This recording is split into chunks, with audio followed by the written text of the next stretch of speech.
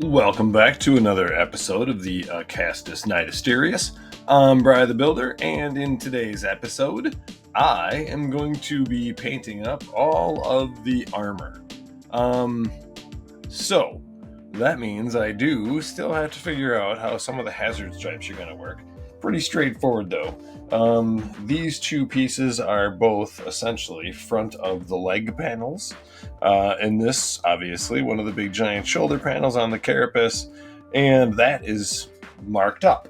So now I'm just going to do that. For these, I generally only have the outside front half marked or hazard striped. So that'll end up meaning that it's this one and this one, if that's going to be the front of the legs. So, I'm going to attempt to do something that's at least similar size to the ones on the shoulder. Now, it's probably not going to be exact, but, not too worried about exact. But it should be at about a 45.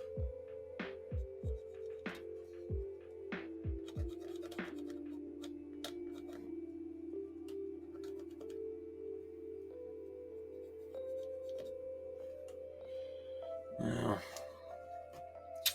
I think I want that to actually come down a little bit further.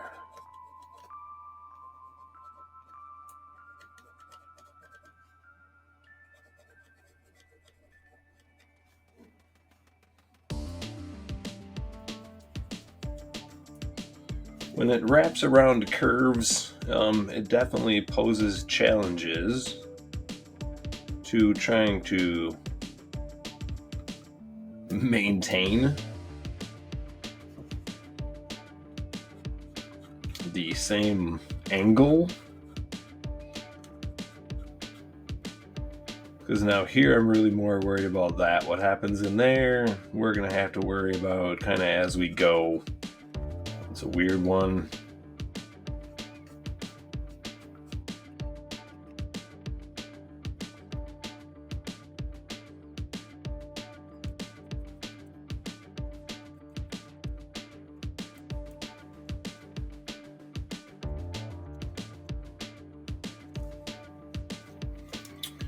I know a lot of people would probably go ahead and mask that, and that would probably be a really good thing to do.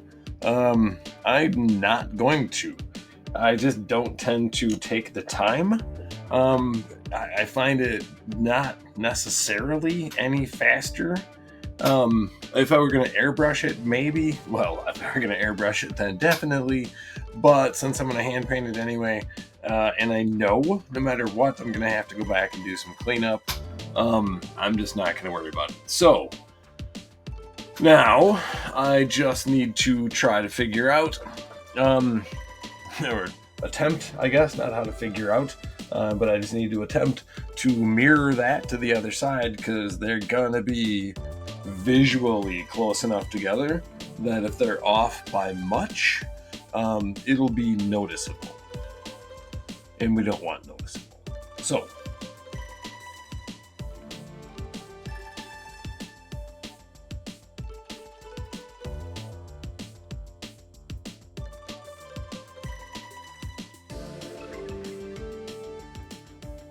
just looking for the milestones, right? So for these landmarks, and that's basically just past.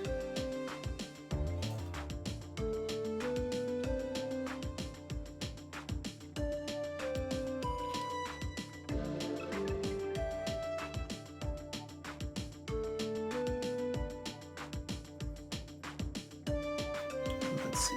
Let's just make sure we get this one mapped out. So it's this bolt.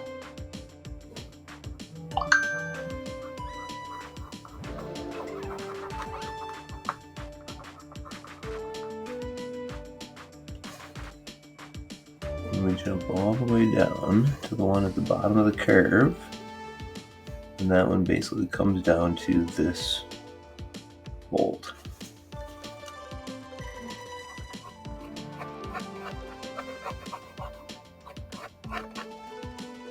Pretty close.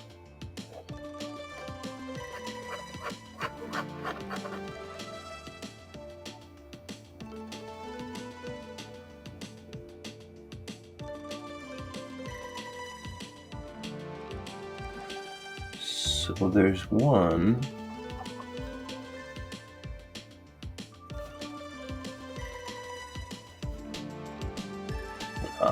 That.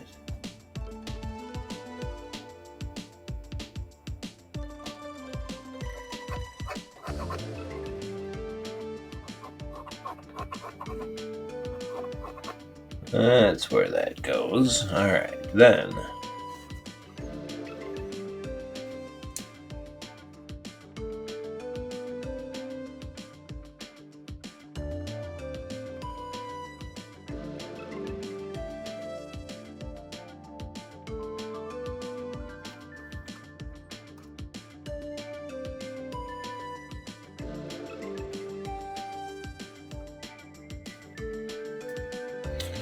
Alright, that should be good enough to start painting.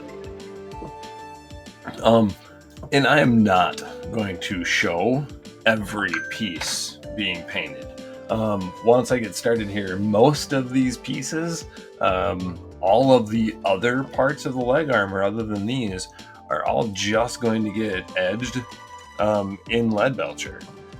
So won't be really interesting to show the entire process. So I'll show the fun parts and the unique parts, and the rest will just be off camera. So I'm gonna get going with all these hazard stripes right now.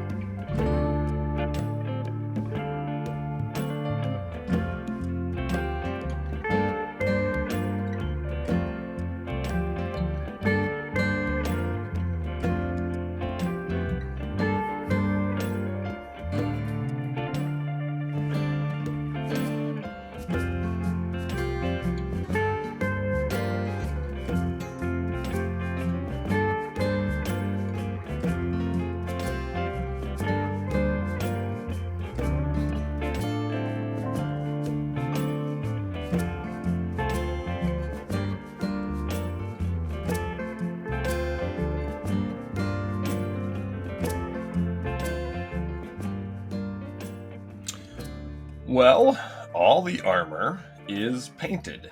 When it's all sitting together like this, it actually looks pretty impressive. So I'm going to get this all attached, and then the only thing left is doing all the weathering. I think there's a little bit of black that needs to be touched up in a couple spots where a bit of the lead belcher just hit the armor panel a little bit. I don't know how necessary that is, since there's going to be scratches and stuff like that added anyway, so we'll see.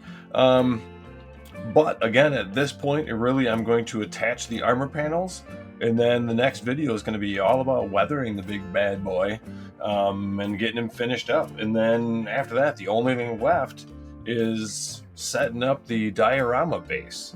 So this guy is really close to being done. In all of this, I appreciate everybody who's been staying with me and watching all of these videos. It has been quite an insane process, so I appreciate all of you. If you haven't, please hit the like button. If you haven't, please subscribe. And if you didn't know, if you haven't watched any of the previous videos, any of the custom elements that I make, all the 3D parts that I'm modeling and then printing for my own use, I'm also selling on Etsy, and the STL files, if you would like those, are available through my Patreon page. So for any of those elements, if you'd like any of that, just look around, find me online, and you can grab any of those bits and pieces. And keep in mind, in the future, any additional parts, pieces that I make for other projects, all that stuff's going to be for sale on Etsy and available as downloadable STLs on Patreon. So once again, thanks for watching. I appreciate your time, and I'll see you in the next one.